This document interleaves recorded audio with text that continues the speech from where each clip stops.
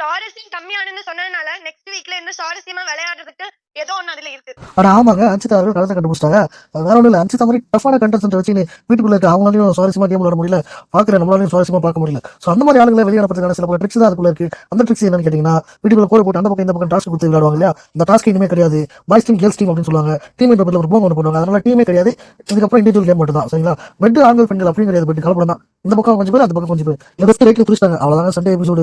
இதுதாங்க நடந்த சுவாரஸ்யம். நேற்று தான் சொன்ன விஜய் சேதுபதி சூப்பரா ஹோஸ்டிங் பண்றாரு, இன்னைக்கு அப்படியே ஆப்போசிட்டா போட்டாரு. நான் பண்றது எனக்கு ஒன்று புரியல. இவன் எதுக்கு வருஷம் வெளியே போறது இவ்வளவு ஃபீல் பண்றாரு எது புரியல. உங்களுக்கு புரிஞ்சதுல கீழே கமெண்ட் பண்ணுங்க. ராணோ என்ன பண்ணாரு, அவரை போய் திட்டுறாரு விஜய் சேதுபதி. அவன் நேரத்தில் அவ்வளவுதான், அதுக்கு மேலே அவன்கிட்ட வரல அவன்கிட்ட எதுவும் இல்லை. ஸோ டிஸ்டர்ப் பண்ணாது அவனை. சேவான சந்தோஷத்தில் சோக்கிற்கான மேலும் ஒரு படியை எடுத்துள்ள காதல் ஜோடிகள் தன் சொந்த மனைவியை விட்டு வெளியே போவது போல் தவிக்கும் டபுக்கு டப்பான்.